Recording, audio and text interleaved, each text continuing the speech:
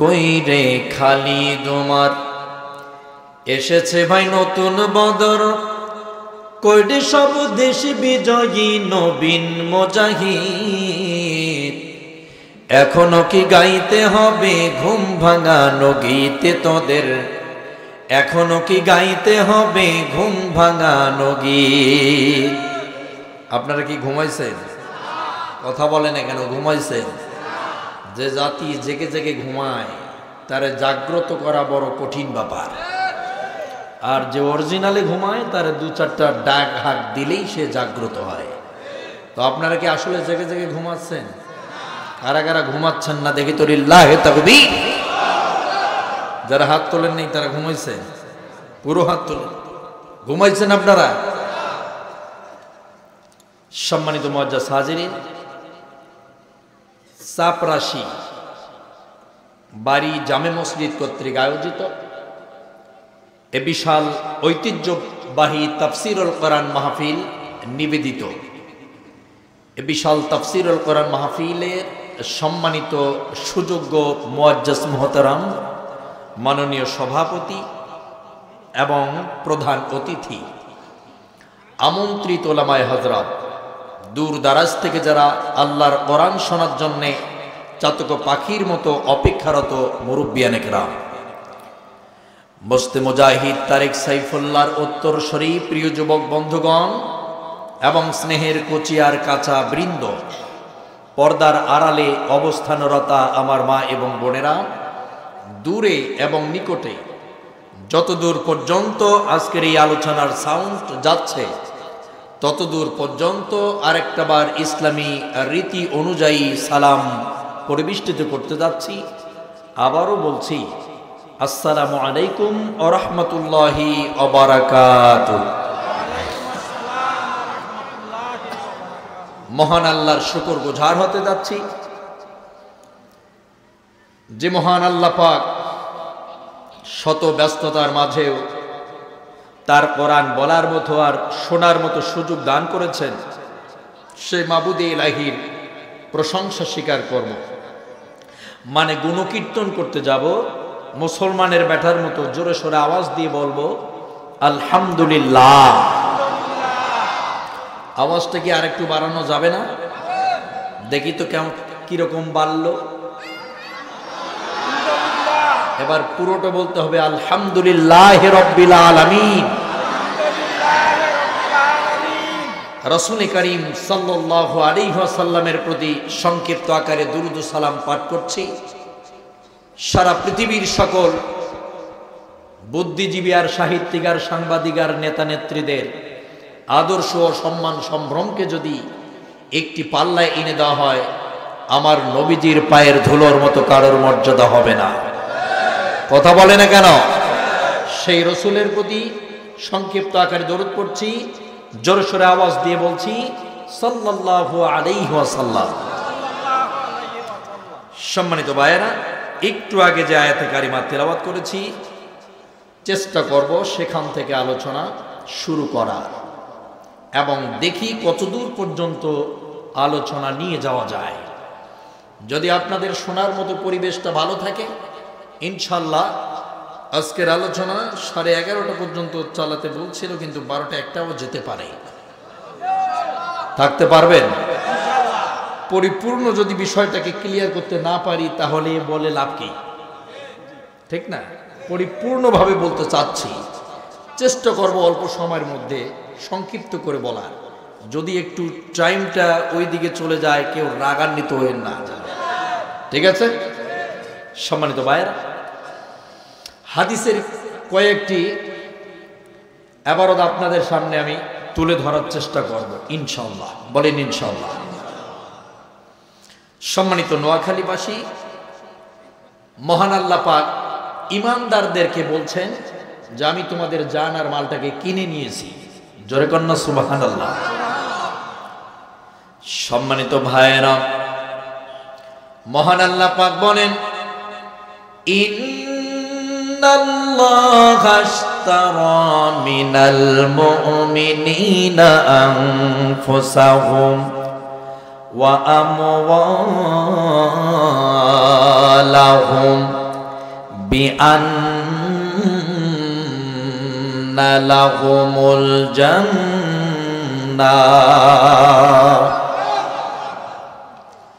মহান আল্লাহ পাক বলেন, ইন্নাল্লাহা আশতারা, ইন্না মানে অবশ্যই, ইন্না মানে হলো বাধ্যতামূলক, বেশক 100% সিওরিটি, যা this is my final decision. রব্বুল আলামিন বলেন, আমি ফাইনাল ডিসিশন নিয়েছি, আমি আমার মুমিন বান্দা আর বান্দীদের জানার মালটাকে কিনে নিয়েছি বিআন্না লাহুমুল জান্নাহ, জান্নাতের বিনিময়ে। মুমিনদের জানমাল কে কিনে নিল? সবাইকে বলতে হবে কে? তো আপনারা মুমিন না বেঈমান? কারা কারা মুমিন দেখি লিল্লাহে তাকবীর। অর্ধেক নয়, পুরাটা তুলতে হবে। আপনারা মুমিন না বেঈমান? আল্লাহ পাক মুমিন হিসাবে কবুল করুন। এবার বেঈমান কারা আছে একটু হাত তুলেন। একটাও নাই। মুমিনের দাবিদার হবে যারা, নিজেকে মুমিন হিসাবে দাবি পেশ করবে যারা, এই জান আর এই মালটাকে বিক্রি করে দিবে তারা। মুমিনরা জানমাল যদি বিক্রি করে দেন তাহলে কিনবেন কে? এবার আপনাদের প্রশ্ন করছি, যেনারা জানমাল বিক্রি করে দেন আর যিনি জানমাল কিনে নেন, বলেন তো এই দুই ব্যক্তির কার আইন দ্বারা এই জানমাল চলবে? আরো জোরে বলেন। বর্তমান কি বাংলাদেশে আল্লাহর আইন চলে? বর্তমান পৃথিবীতে আল্লাহর কোরআনের বিধান কি চলে? কার বিধান চলে? কথা বলে না কেন? সবাইকে বলতে হবে। কেন আপনাদের ভয় লাগে? কথা বলতে সমস্যা হয়? কেউ লাঠি নিয়ে দাঁড়িয়ে আছে, তো বলতে পারেন না কেন? মুসলমান হিসাবে নিজেকে ইমানদার দাবি পেশ করবে যারা, এ জানমাল তো বিক্রি করেই দিয়েছে, তারা কথা বলেন না কেন? তাহলে আমরা যারা জানমাল বিক্রি করে দিয়েছি, আমাদের কথা দ্বারা জানমাল চলবে নাকি যিনি কিনে নিয়েছেন তার আইন দ্বারা চলবে? তার আইনের নাম কি? সবাইকে বলতে হবে। এই দুনিয়ায় যারা নিজেকে মুমিন হিসাবে দাবি করার পর তার বিধানটাকে মানতে পারল না, প্রতিষ্ঠিত করতে পারল না, কায়েম করার চেষ্টাও করল না, প্রচেষ্টাও চালালো না, এই ব্যক্তি আসলে ইমানদার নয়, এটাই হচ্ছে পাক্কা বেঈমান।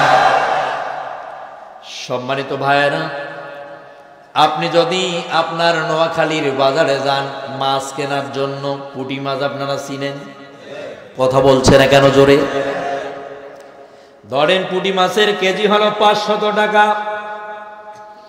আপনি মাছ কিনতে গিয়ে দেখলেন, একটু জাস্টুবাই করে দেখলেন, আঙ্গুল দিয়ে চাপ দিলেন, ঠেসে দেখলেন, নেড়ে দেখলেন, আপনার মাছগুলো পচা মাছ।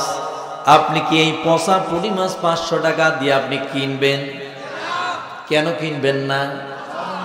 পচা মাছ এগুলো। ধরেন আপনি কিনতে চাইলেন না, দোকানদার খুশি হয়ে আনন্দ চিত্রে আপনাকে হাদিয়া দেওয়ার জন্য 1 কেজি খানেক পচা পুঁটি মাছ আপনাকে হাদিয়া দিয়ে দিল, আপনি নেবেন কিনা? যদি আপনি নাও নিতে চান, জোর করে যদি আপনার হাতে পায়ে ধরে বলে বাবা হাদিয়া দিলাম নিয়ে যান, আর আপনি যদি মোহাব্বতের ঠেলায়, ভালোবাসার ঠেলায় যদি আপনি পচা পুঁটি মাছ 1 কেজি বাসায়ও নিয়ে যান, আপনার বিবি কিন্তু রান্নাঘরের ভিতর রান্না না করে বরং রান্নাঘরের উপর দিয়া পাকিস্তানে পাঠাবে। এটা যেমন পানির মতো বুঝলেন, এটা যেমন সহজে বুঝলেন। 1 কেজি পচা পুঁটি মাছ আপনার স্ত্রী যদি রান্না না করে বরং রান্নাঘরের উপর দিয়া পাকিস্তানে পাঠাবে। যেমন যাদের নামের শুরুতে মোহাম্মদ, মাঝখানে বল্টু, শেষে রয়েছে ইসলাম, মানে আমি মোহাম্মদ, বল্টু ইসলাম। মোহাম্মদ দেখলে মনে হয় মোহাম্মদের অনুসারী, ইসলাম দেখলে মনে হয় সে ইসলামের লোক। নামের শুরুতে লকাব আর শেষের লকাব দেখলে বোঝা যায় মানুষটা ইসলামকে ভালোবাসে। অথচ যারা নাম রাখার পরেও কামগুলো জাহেলের মতো করে, এই পচা মুনাফিকদের জানমাল আমার আল্লাহ রাব্বুল আলামিন জান্নাতের বিনিময়ে কিনবে না, ঠিক তেমন পচা মানুষের জানমাল কিনবো? কথা বলছে না কেন? সম্মানিত ভাইয়েরা, তাহলে আপনাকে ইমানদার হতে গেলে জানমাল তো বিক্রি করে দেওয়াই লাগছে। কিসের বিনিময়ে? কি দিবেন আপনাকে? পুরস্কারটার নাম কি? জান্নাতের আশায় যারা জানমাল বিক্রি করে দেয়, তারা কি আর দুনিয়া সম্পর্কে কোনো ভাবতে পারে? দুনিয়ার কোনো লাভ লিলসা তাদের অন্তঃকরণে কি থাকতে পারে? তারা কি দুনিয়ার কোনো ক্ষমতাসীন শক্তিকেও ভয় পেতে পারে? তারা কি দুনিয়ার কোনো মানুষকে ভয় করে চলে? নাকি কারে ভয় করে? সবাইকে বলা লাগবে কারে। সম্মানিত বন্ধুগণ, যারাই শুধু আল্লাহর প্রেমে, আল্লাহকে যারা ভালোবেসে জানমাল বিক্রি করে দিয়েছে, তাদের একটাই কাজ, একটাই দুনিয়ার জমিনে কাম রয়েছে। সেই কাজটাকে আজকে বোঝাতে গেলে প্রায় 3টি ঘন্টা লাগবে। কয় ঘন্টা থাকতে পারবেন? যেহেতু কারা কারা পারবেন লিল্লাহে তাকবীর। আল্লাহ পাক কবুল করুন। মুমিনের দাবিদার হলেই কিন্তু আপনার জানমাল বিক্রি করতেই হবে। আর যদি বলেন জানমাল আমি বিক্রি করে দিয়েছি, আমি আমার ইচ্ছে মতো আমার বুদ্ধি দ্বারা আমার নফসের গোলামি করে চলেছি, বুঝে নিতে হবে এই মানুষটাও বেঈমান, সে মুমিন না। সম্মানিত ভাইয়েরা, আমরা জানি দুনিয়ায় যত ইবাদত আর বন্দেগী রয়েছে, প্রত্যেকটি ইবাদত আর বন্দেগীর এক একটা পুরস্কার রয়েছে, আছে না? কথা বলছে না কেন? আছে না নাই? বলেন তো, আপনাদের প্রশ্ন করলাম, নামাজের পুরস্কার কি? নামাজের পুরস্কার কি? ইন্নাস সালাতা তানহা আনিল ফাহশাই ওয়াল মুনকার। আল্লাহ পাক বলেন, নামাজ আদায় করলে বা কায়েম করলে তার পুরস্কার কি পাবে জানো? আনিল ফাহশাই ওয়াল মুনকার, আমি আল্লাহ অবশ্যই ওয়াদা দিলাম তোমাকে আল ফাহিশা, বেবিচার থেকে বাঁচাবো। তাহলে নামাজের পুরস্কার কি? কথা বলে না কেন? ভুল বক্তব্য এতদিন শুনলেন আপনি, ভুল বক্তব্য শুনে আপনি জীবন গড়াচ্ছেন। আপনার ফোনটা কিন্তু রং নাম্বারে চলছে। সম্মানিত ভাইয়েরা, নামাজের পুরস্কার একমাত্র পাওয়া যায় আল ফাহিশা থেকে আপনি বেঁচে যেতে পারবেন। জোরে কন্না আল্লাহু আকবার। যেখানে আপনি কোরআনে গবেষণা করবেন, যেই জায়গায় নামাজ শব্দ নিয়ে আলোচনা এসেছে, তার পাশেই কিন্তু যাকাত নিয়েও কথা এসেছে। কথা বলছে না কেন? যেখানেই বলা আছে ওয়াকিমুস সালাতা, নামাজ কায়েম করো, তারই সঙ্গে পাশে যে জায়গাটা, সেখানেই বলা হয়েছে ওয়াতুজ যাকাতা, সেখানেই বলা হয়েছে যাকাত প্রদান করো। কথা বলছে না কেন? এবার বলেন তো, যাকাতের পুরস্কার কি? কথা বলে না কেন? কি করা?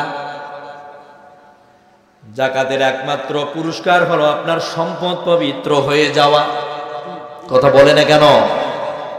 তাহলে এখানে নামাজ পড়লেন আল্লাহ আপনাকে জান্নাত দিবেন, সে কথা বলে নাই। যাকাত দিলে আপনাকে আল্লাহ জান্নাত দিবে, এ কথাও বলে নাই। নামাজ পড়লে তোমাকে আল ফাহিশা থেকে বাঁচানো হবে, যাকাত দিলে তোমার সম্পদ, মাল সম্পদ, টাকা পয়সা সব কিছুকে পবিত্র বানানো হবে। জোরকান আল্লাহু আকবার। এবার বলেন শুনি, এই যে সামনে মার্চের 12-13 তারিখ রমাদান আসছে, ঠিক না বে ঠিক? এই যে রোজার মাস, রোজা সম্পর্কে মহান আল্লাহ রাব্বুল আলামিন কোরআনের ভিতর মাত্র একটি আয়াত নাজিল করেছে সূরা বাকারায়। কয়টা? সবাইকে বলা লাগবে কয়টা? একটু আওয়াজ দিয়ে বলা লাগবে কয়টা? মহান আল্লাহ পাক বলেন, হে ঈমানদাররা, আমি তোমাদের জন্য রোজাকে ফরজ করে দিলাম।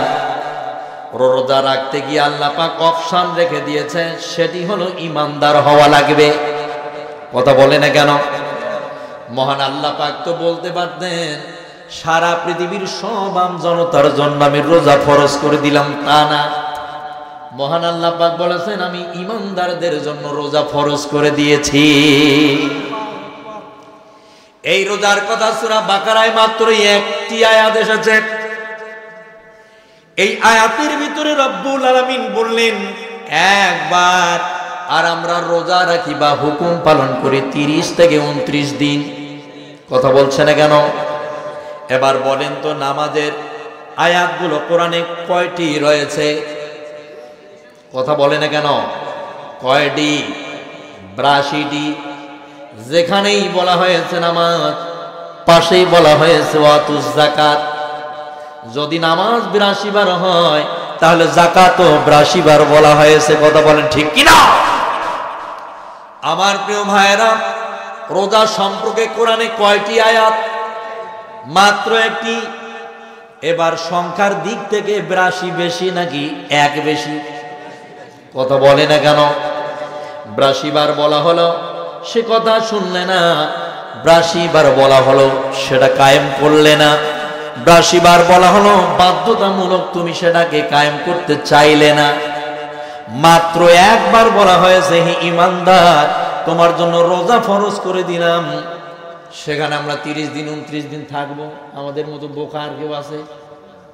কথা বলে না কেন? বোকা কেউ আছে? যে কথা আল্লাহ পাক বেশি বলবেন সেটা আমাদের বেশি করতে হবে, যেটা কম করতে বলবেন সেটা কম করা লাগবে। কিন্তু আল্লাহ যেটা বলে কম সেইটা করে বেশি, আর যেটা বলেন বেশি সেইটা করি কম। আমার ভাষা কি বুঝতে অসুবিধা হয়? সম্মানিত ভাইয়েরা, তাহলে এবার বলেন তো রোজার পুরস্কারটা কি?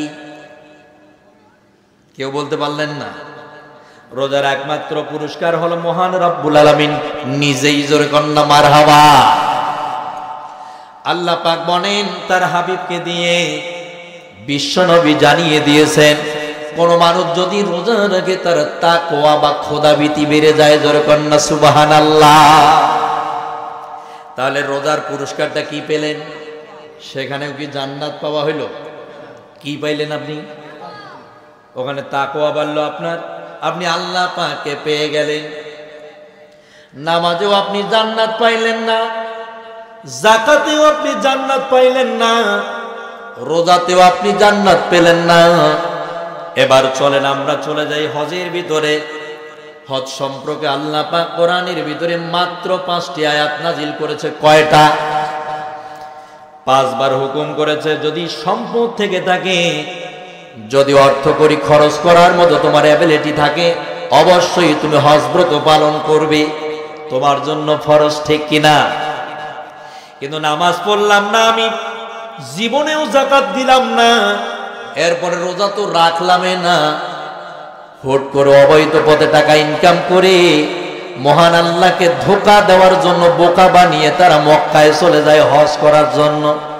বলেন তো মহান আল্লাহ কি বোকা নাকি? উনি কি কিছু বোঝেন না? উনি কি জানেন না? সব কিছু জানেন। সম্মানিত ভাইয়েরা, এই হজ আদায় করলে আপনাকে আল্লাহ পাক কি পুরস্কার দেবেন তা কি আপনার জানা আছে? জানা নাই? আপনার যেদিন জন্ম হয়েছে ওই দিন থেকে শুরু করে যেই দিন আপনি হাজরে আসওয়াদে চুমো দিয়েছেন, মানে ওই কালো পাথরে যেদিন আপনি চুমো দিলেন, জীবনের পূর্বের সব গুনাহ খাতাগুলো ওই দিনের পূর্বের মাফ হয়ে গেল। তাহলে হজ করলে কি জান্নাতের ঘোষণা এসেছে? কথা বলে না কেন? সবাই হয়তো বা ভাবতেছেন আজকে উল্টা বক্তব্য শুরু হয়ে গেল কেন?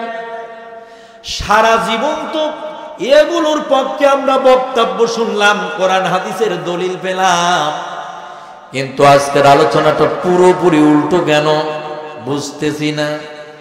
বুঝবেন, একটু পড়ে গেলে আপনি বুঝতে পারবেন। আল্লাহ পাক যেন আমাকে গবেষণামূলক ভাবে বলার সুযোগ দান করেন, যেরকম আমিন। সম্মানিত ভাইয়েরা, তাহলে হজ আদায় করলে জীবনের গুনাহ ক্ষমা হয়ে যায়। পুরো দেশ, পুরো পৃথিবীর আলেমরা সবাই যে বলে যে জিহাদ করো, জিহাদ করো, এই জিহাদের আয়াত, আমি একজন হাফেজ মানুষ, কোরআনুল কারীমের ভিতরে প্রায় 3000-এরও বেশি আয়াত জিহাদের পক্ষে রয়েছে। কয়টা? আরো জোরে বলেন, জোরে বলতে হবে।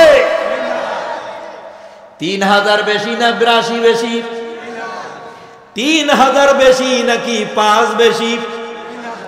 3000 বেশি নাকি 1 বেশি?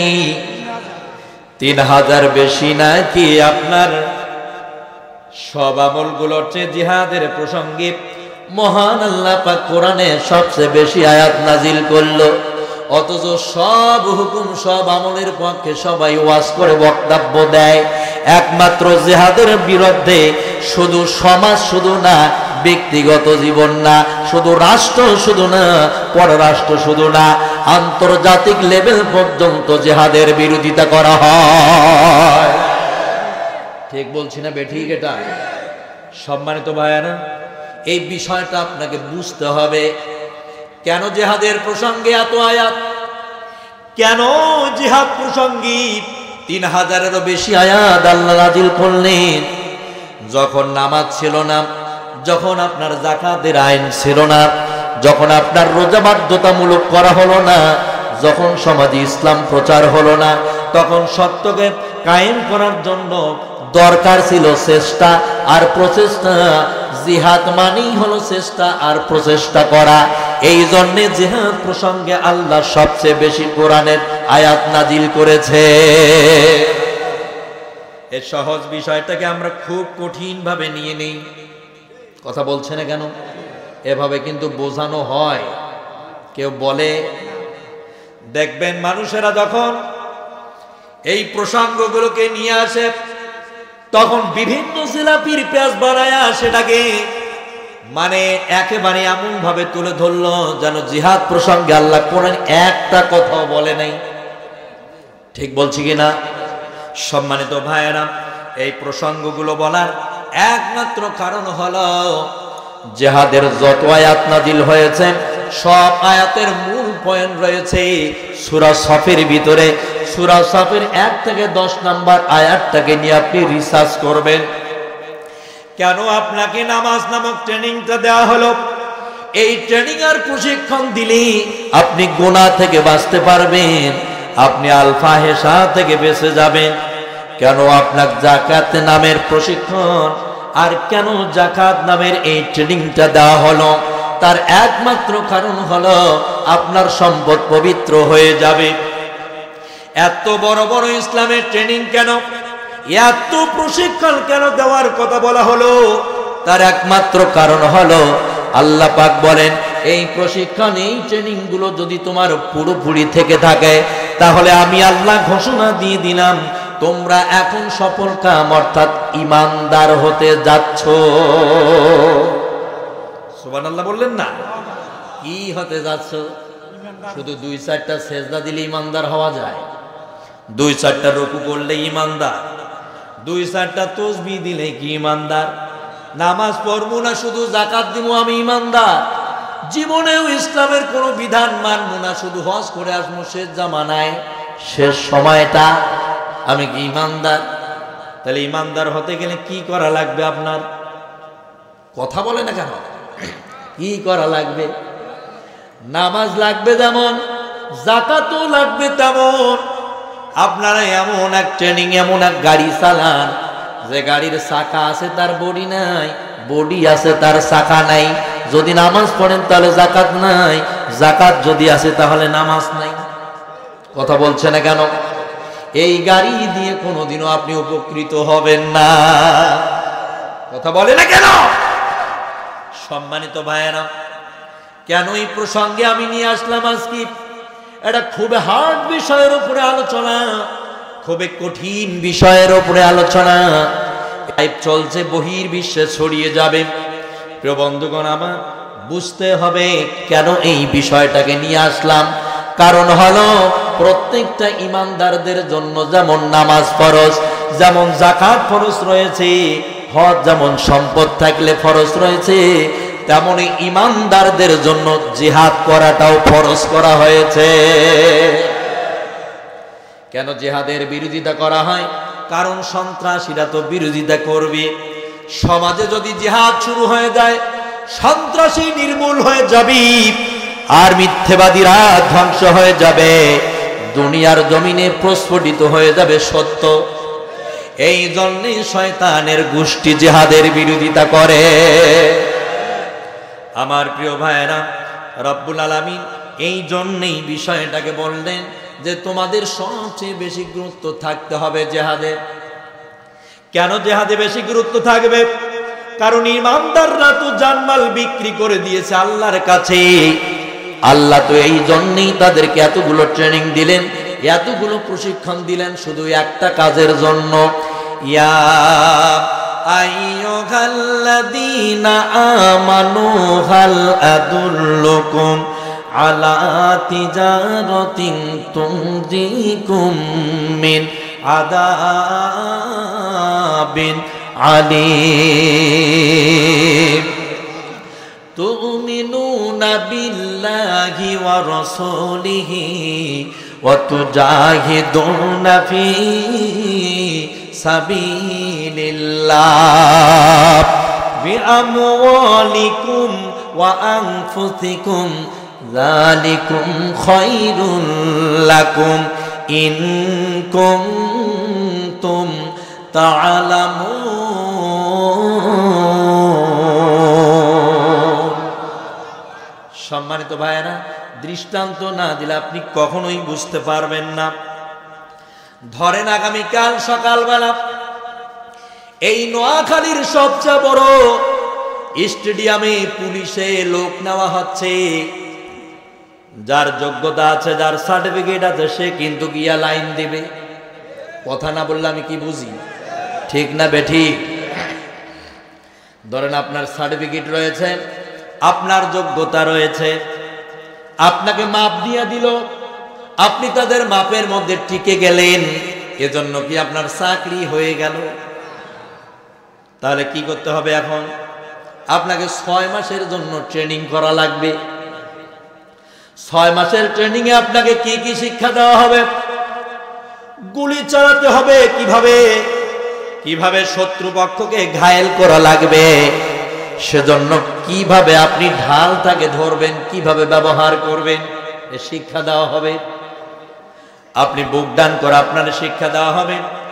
আপনাকে অনেক ট্রেনিং করার পর এরপরে আপনাকে কি চাকরিটা দিয়েই দিল, হয়ে গেল কি চাকরি? কি করা লাগবে এবার? কথা বলে না কেন? ভাইবা কি দেওয়া লাগবে না?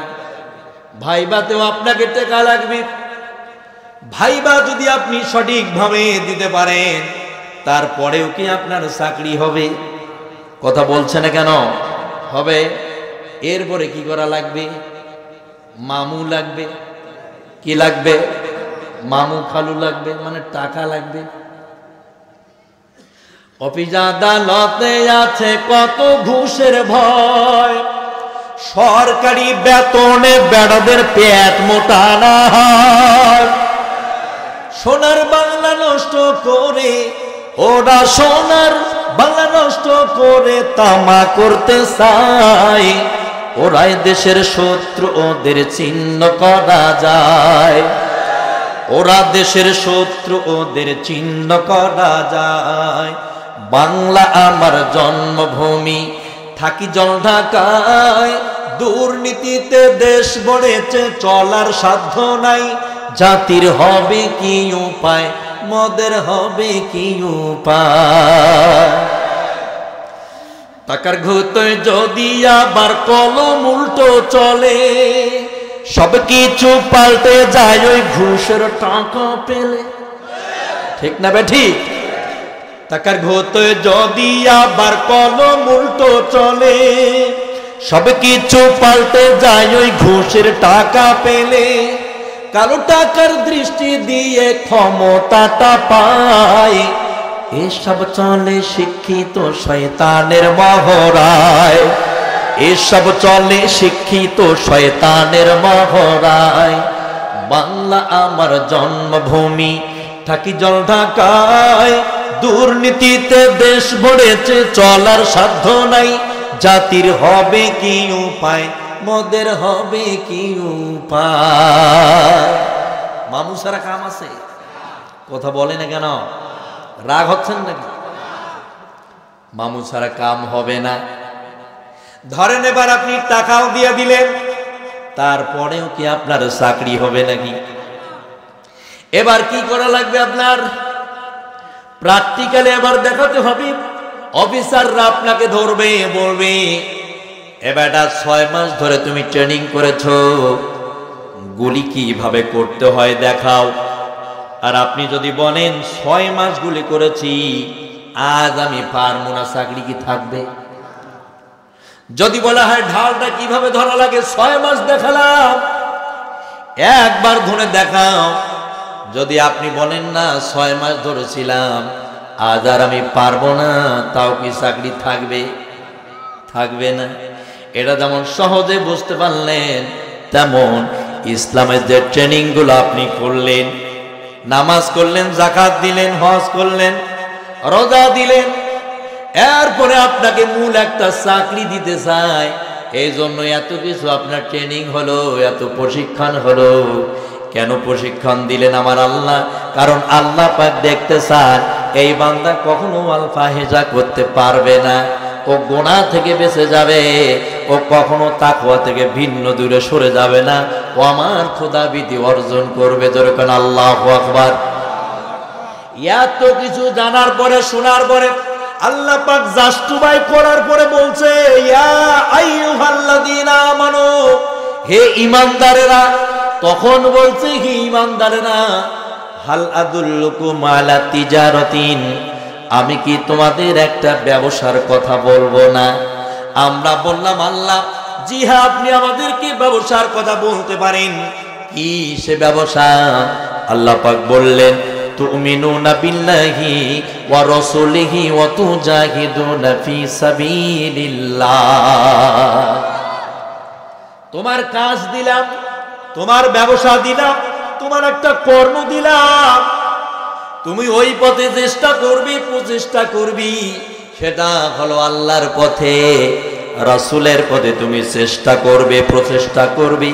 এই চেষ্টা প্রচেষ্টা করতে গিয়ে যদি সক্ষম ভাবে কোনো বিপদে পড়ে যাও, সেটার মোকাবেলা করতে গিয়া যা করা লাগবে তাই করাটাই হচ্ছে জিহাদের আরেক রূপ।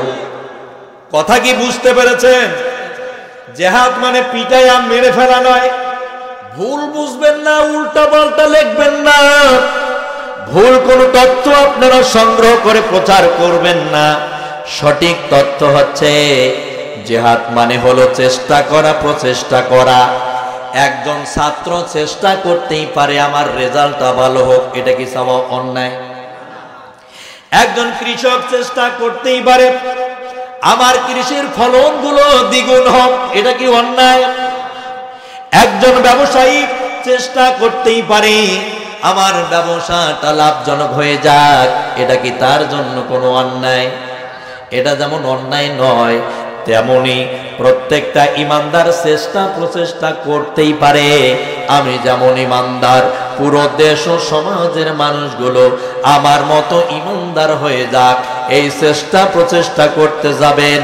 আপনার সামনে যদি কেউ দেয়াল হয়ে দাঁড়ায়, আপনার সামনে যদি কোনো ক্ষমতাসীন শক্তি দাঁড়িয়ে যায়, কোন দেয়াল যদি নির্মাণ করা হয়, সেই দেয়ালকে ভেঙে চুরে মাটির সাথে মিশিয়ে দিয়ে যা করা লাগবে তাই করাটা করাটাই হচ্ছে জিহাদ।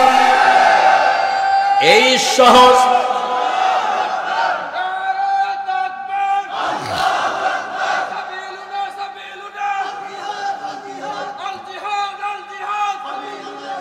আল্লাহ কবুল করুন, জোরে কান আমিন। এই সহজ বিষয়টাকে কঠিন করেন কেন? আমাদের দেশে কিছু তথ্য সন্ত্রাসী রয়েছে, তারা জিহাদ সম্পর্কে উল্টা পাল্টা পত্রিকায় লেখে। কথা বলছে না কেন? এরা উল্টা পাল্টা কথা বলে। জিহাদ মানে জঙ্গি, জিহাদ মানে সন্ত্রাসী না, জিহাদ মানে সন্ত্রাসী নয়, সন্ত্রাস নির্মূল করাটাই হচ্ছে জিহাদ। কথা বলে না কেন? জঙ্গি মানে সন্ত্রাস নয়, আর জিহাদ মানে জঙ্গি বা সন্ত্রাস কোনটারই অর্থ নয়। জিহাদ মানে হলো সন্ত্রাস নির্মূল করে দেশের মধ্যে শান্তি প্রতিষ্ঠিত করার নামই হলো জিহাদ। আর যদি বাংলাদেশে জিহাদ থাকতো, কোন জালেমের বাচ্চা জুলুম করে মানুষের ওপরে থাকতে পারতো না, কারণ জিহাদেই তো নাই। আজ কেউ কারো সম্পদ চুরি করে পাহাড় বানাতে পারতো না, কারণ জিহাদ নাই। আজ জিনা ধর্ষণ থেকে জাতিকে বাঁচাতে পারবেন না, কারণ জিহাদ নাই। আজ আপনি চুরি ডাকাতির হাত থেকে মানুষকে বাঁচাতে পারবেন না, কারণ জিহাদ নাই। কথা বলে না কেন? সম্মানিত ভাইয়েরা, যারা উল্টা পাল্টা বক্তব্য দেন তাদের জন্য আজকের আলোচনা। সম্মানিত ভাইয়েরা, জিহাদের শুধু একটাই অর্থ, সেটাই হলো আল্লাহর জন্য, রাসূলের জন্য চেষ্টা করবেন আর প্রচেষ্টা চালাবেন, এটাই হলো জিহাদ। জোরে কন্যা সুবহানাল্লাহ।